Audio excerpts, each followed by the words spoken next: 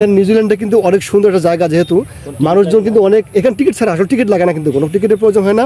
প্রচন্ড একটা গরম ভাব অনুভব করতেছি শরীরের মধ্যে, একটু বাতাস আসলে আর একটু ভালো লাগতো। আসলে আমরা এখানে আসছি প্রাকৃতিক সৌন্দর্য উপভোগ করতে।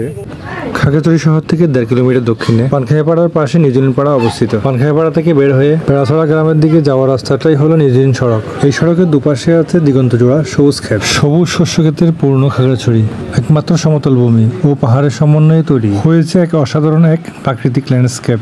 আর পাহাড়ের কোলঘেঁষে গড়ে উঠেছে নতুন বসতি। আসসালামু আলাইকুম, আমি অনিক, আমার বাড়ি খাগড়াছড়ি সদরে।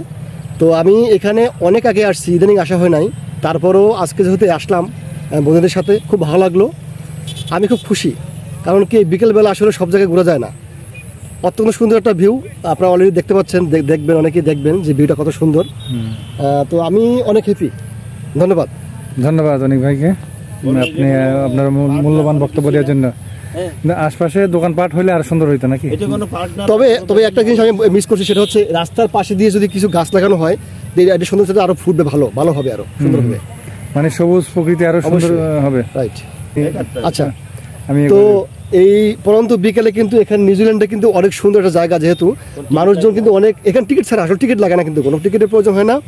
অনেক মানুষের ভিড় হয় এখানে, দেখা যায়। তো আসলে যারা একটু ব্যস্ত কম বা চাকরিজীবী মানুষ যারা থাকে, ওরা হয়তো সুযোগ পায় না। যেহেতু আজকে একটু বন্ধের দিন, তাই একটু সুযোগ পেলাম, একটু ঘুরতে আসলাম বন্ধুদেরকে নিয়ে, ভালো লাগলো।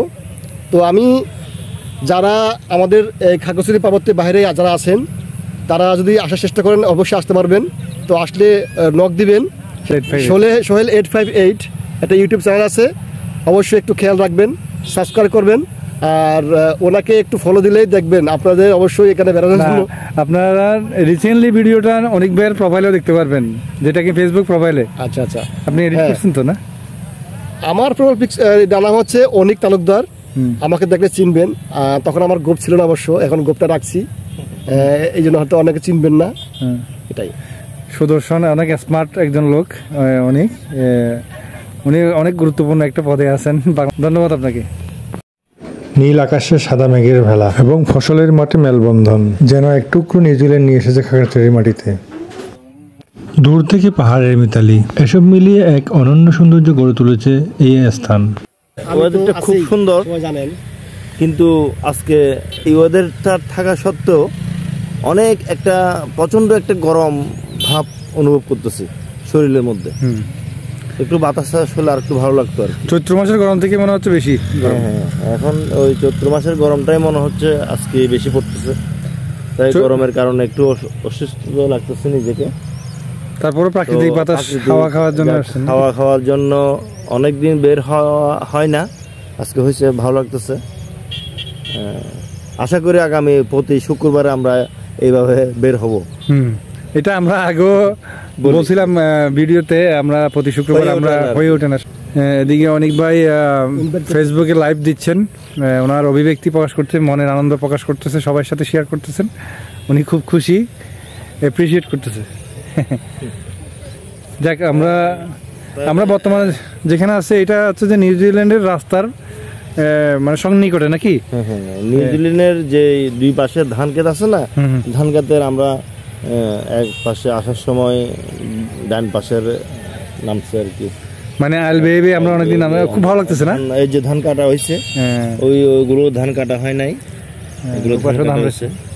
হয়তো এদিকে গরু ছাগল কম, আমাদের দিকে হলে এগুলো ক্লিয়ার হয়ে যেত, এগুলো ক্লিয়ার শ্যাম্পু করে ফেলতো সব, যদি ইসলামপুরের দিকে না। আসলে পার্বত্য এলাকা পাহাড়িদের মানে অনেক জমি রয়েছে, এদের হাতে অনেক পাহাড়, একরকে একর পাহাড় রয়েছে, যেগুলো কিনা এদের গরু পালানোর জন্য মানে যথেষ্ট। এরা আর এগুলো না নিলেই চলে, এদের এগুলো না হইলেই চলে।